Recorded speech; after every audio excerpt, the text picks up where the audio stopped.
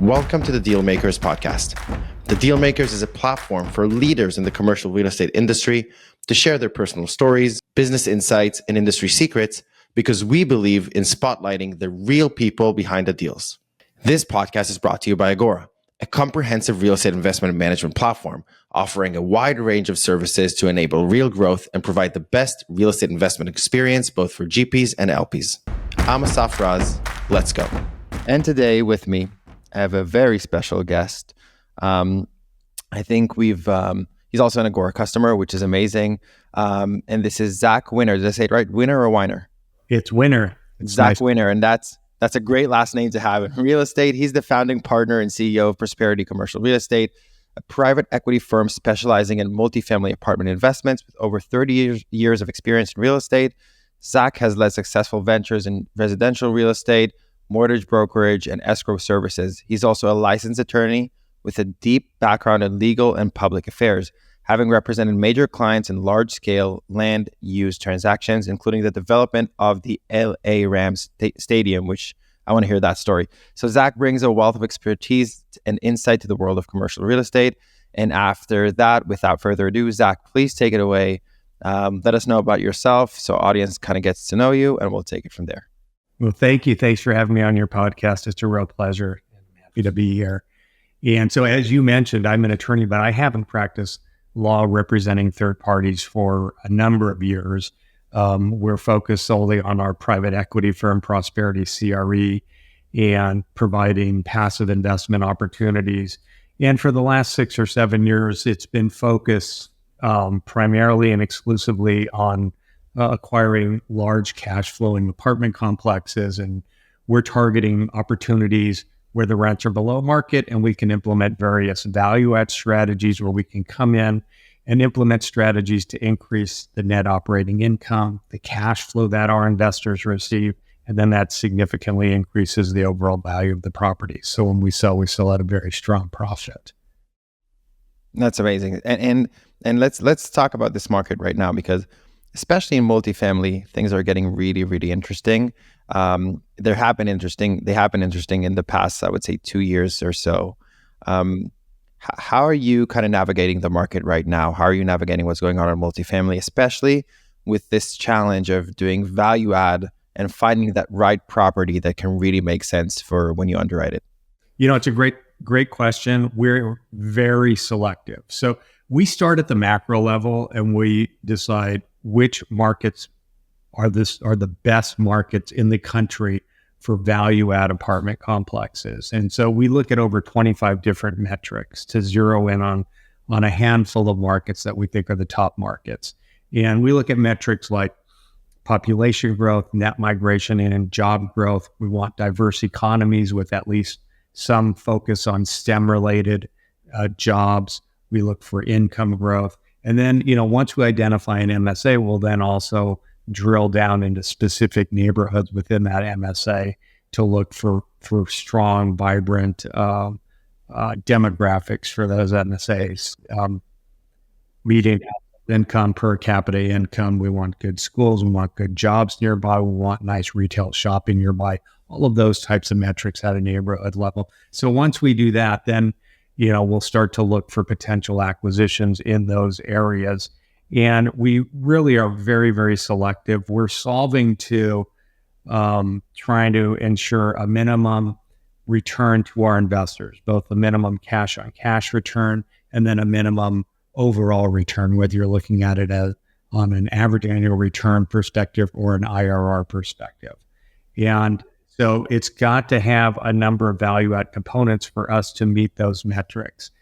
In addition to that, we also look for what we call value add plus, some additional criteria in the property that's going to help ensure cash flow growth, ongoing profitability, valuation growth. So for example, our most recent acquisition, we just acquired a Core Plus Class A 159 unit apartment complex in Evansville, Indiana. It's got some value add components that are going to allow us to increase the NOI by approximately $1 million by the end of year 3. But in addition to that, the plus feature of this particular property, we're buying it directly from the developer.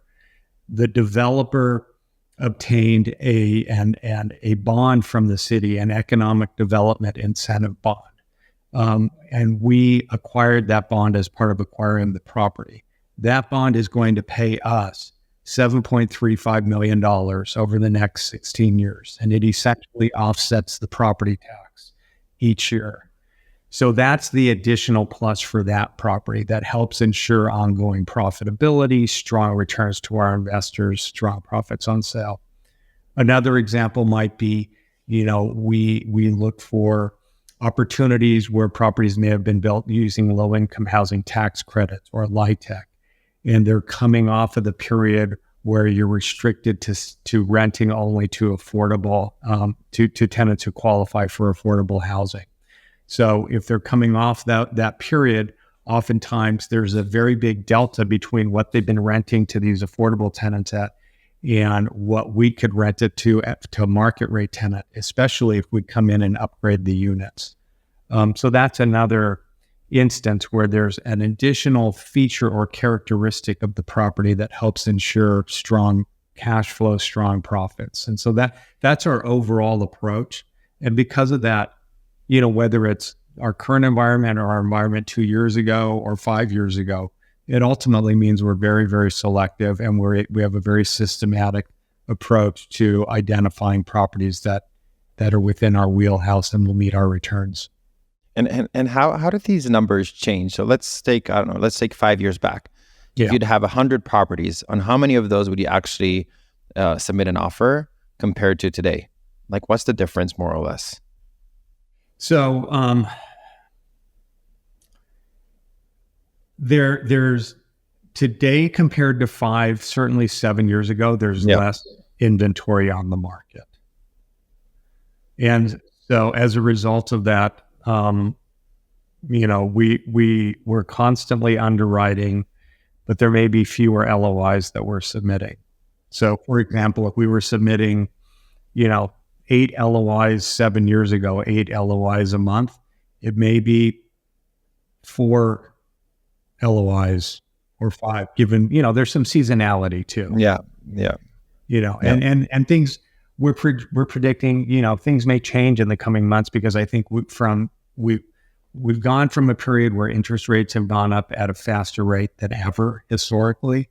And the Fed has held at that rate, but now everyone's projecting, okay, and Powell said he's going to start lowering interest rates. And so the question is, are we going into quantitative easing? And if so, to what extent? But certainly, if you look at in a few weeks when the Fed is set to lower interest rates, as of yesterday, more people are betting that it's going to be a half a basis point instead of a quarter of a basis point. So, so we're going into this quantitative easing phase of our economy, and that may mean there was more inventory that comes on market. Sellers may be projecting that they can maybe get more for their property now that interest rates are coming down. So we may see more inventory hit the market. Yeah, and have you seen any distressed multifamily in your search for a new asset? Yeah, we have seen distress, and distress can be for various reasons. So you really have to drill down and look at the specific instance. So for example, a couple of years ago, as the Fed was raising at a faster rate than it had ever done before, it created a black swan event for a lot of owners of multifamily who bought using adjustable rate financing, whether it was bridge financing or agency debt. If you have adjustable rate and it's agency debt, you're required to buy a rate cap every year. That rate cap, the cost of that rate cap will vary based off of your current interest rate and the new higher adjustable rate. So the higher the rate, the higher the current rate, the more your rate cap. Interest rates had gone up so fast, so quickly, that it created a black swan event where people who bought multifamily on adjustable rates put into their underwriting a rate cap, and the actual rate cap ended up being 5-10 times as high as what they had underwritten. Even if they had a buffer, there's no way they could have predicted, this this happening with the Fed increasing rates so quickly. So there were distressed sales as a result of that. I think there still may be some as a result of that. And we've looked at those types of situations. Mm-hmm. But there have been other instances as well. So for example, developers in the middle of a project, they're not able to complete the project, and now interest rates are a lot higher, so there are opportunities there as well. Mm-hmm.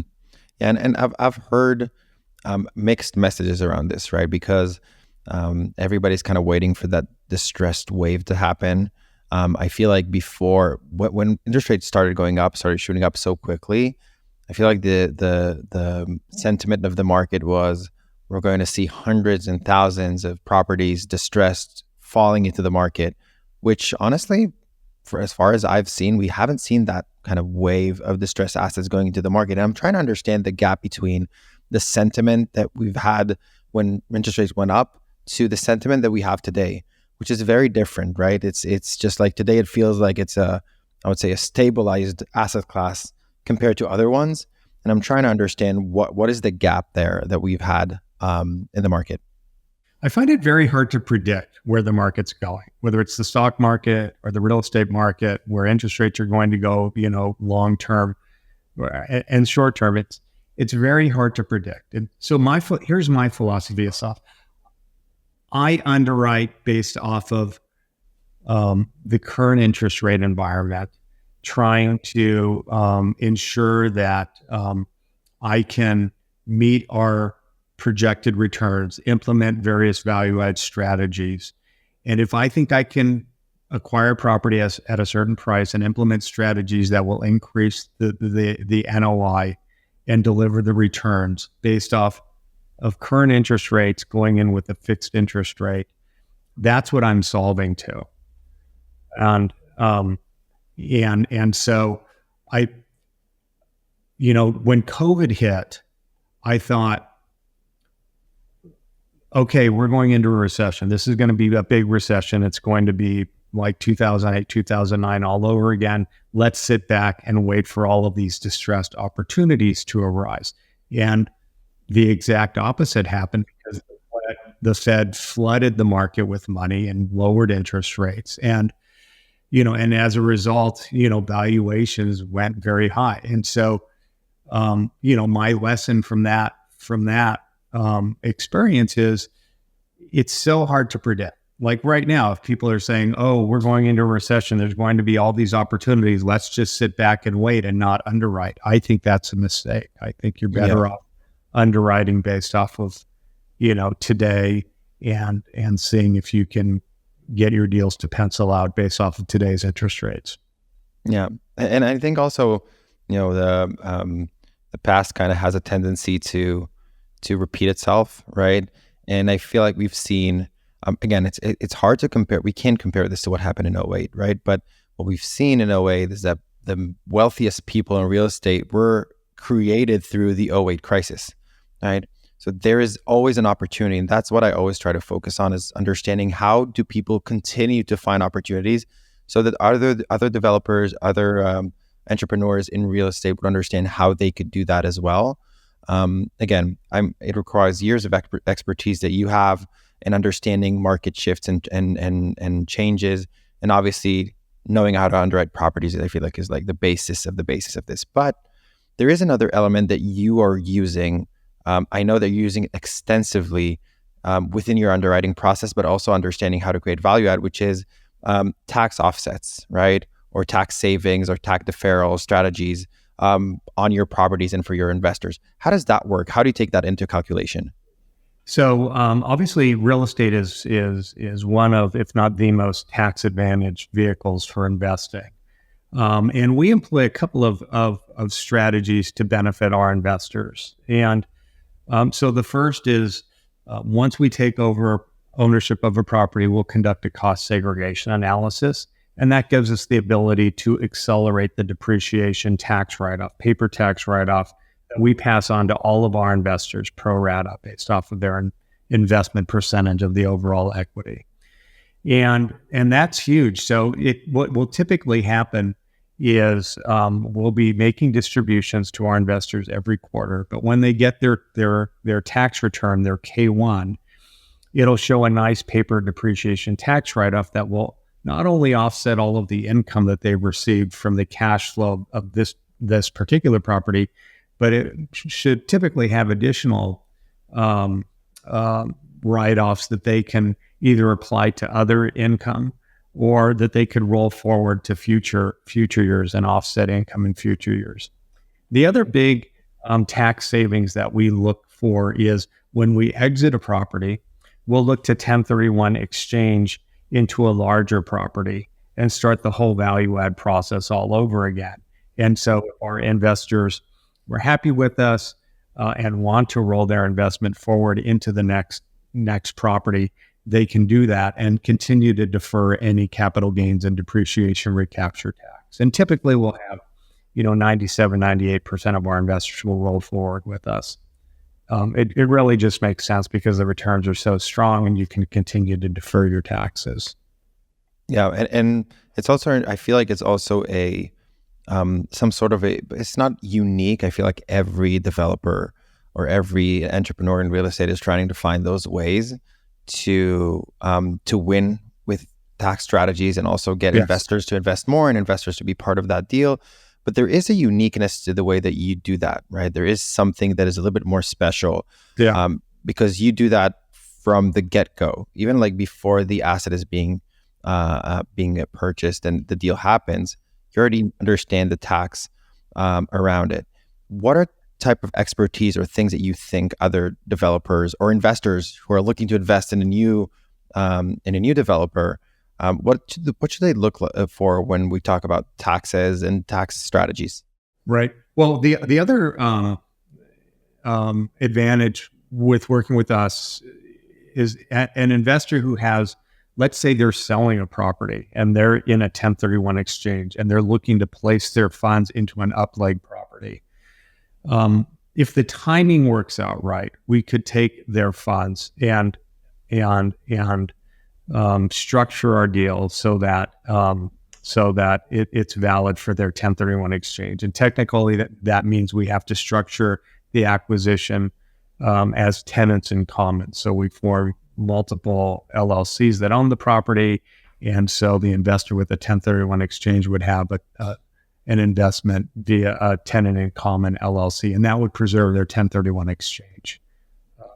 So it's a very nice way for investors who are looking for a 1031 exchange, but they want returns that are typically much, much higher than they would get if they were exchanging into a Delaware statutory trust or a DST investment or a single tenant triple net lease investment. Mm-hmm. Is there any, again, this is all chatter, right? But I'm hearing a lot of new information coming in that 1031 exchange opportunity, and things might change a little bit. There's the election coming up, which might also make a change there. How do you kind of mitigate that? How do you think about 1031s going into the future? I mean, there's been chatter before about trying to pull back on the 1031 exchange exemption, and I think it's such a strong investment vehicle. It would really do a lot of harm to the economy if they were to pull back on that and get rid of it. I really don't see that happening. The nice thing that we have from a federal legislation standpoint is bonus depreciation. When Trump was in office, he enacted bonus depreciation, and it's been slowly sunsetting. So this year, it's at 60% bonus depreciation. So our latest acquisition, we'll be able to take advantage of that 60%. And then, depending on who's elected, if Trump's in office, I could see passing new legislation that bumps it back up to 100%, which is huge. Mm-hmm. Mm-hmm. That's really interesting. Okay, so in my promise to the audience, I have to keep the episodes up to 20 minutes. Yeah. So that's how we shift into, I would say, the last piece of this, which is what I call the shameless plug. And the shameless plug is where you shamelessly plug in, what are you doing today? What are you focused on? What are you looking for? we've had a lot of connections happen through this audience behind the scenes. We've had new investors going and investing into new GPs. We've had GPs partnering with each other to go into specific deals where they were looking for another co-GP to work with them. And we've had just a lot of interest happening behind the scenes. So this is the opportunity for you to speak shamelessly about what you do, your company, what you're doing today, so that people understand what you do and can reach out and try to do business with you. Well, thank you. I appreciate that. So, I think what we're doing right now this week is we're closing up our raise on our current investment opportunity, which is this 159 unit, 220 build core plus asset in Indiana that I mentioned. Mm-hmm. And now we're starting to underwrite for future acquisitions, our value add plus strategy that I mentioned. And at the same time, we're in discussion with various potential partners. So while we have typically had syndications where our minimum investment has been $50,000, in our latest acquisition, we had a single check writer at the $6 million mark.